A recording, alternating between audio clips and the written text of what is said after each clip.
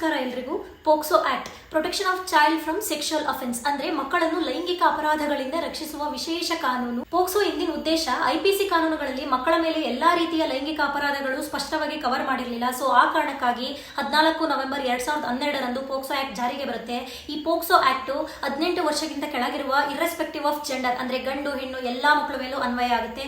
ಹಾಗೆ ಅಪರಾಧ ಮಾಡಿರುವಂತಹ ಪುರುಷ ಮಹಿಳೆ ಎಲ್ಲರ ಮೇಲೂ ಪೋಕ್ಸೋ ಆಕ್ಟ್ ಅನ್ವಯಿಸುತ್ತೆ.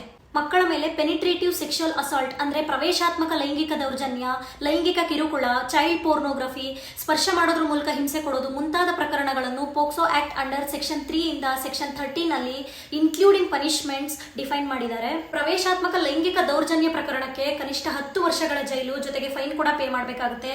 16 ವರ್ಷ ಕೆಳಗಿರುವ ಮಗು ಮೇಲೆ ಲೈಂಗಿಕ ದೌರ್ಜನ್ಯವೆಸಗಿದ್ರೆ 20 ವರ್ಷಗಳ ಜೈಲು ಜೊತೆಗೆ ಫೈನ್ ಕೂಡ ಪೇ ಮಾಡಬೇಕಾಗುತ್ತೆ.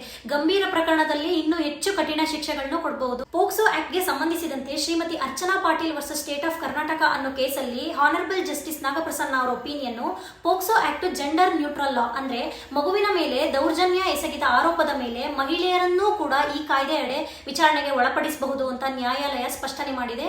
ಮತ್ತಷ್ಟು ಅಪ್ಡೇಟ್ಗಳಿಗಾಗಿ ವೈವಿಲಾ ಪೇಜ್ ಅನ್ನು ಫಾಲೋ ಮಾಡಿ. ಧನ್ಯವಾದಗಳು.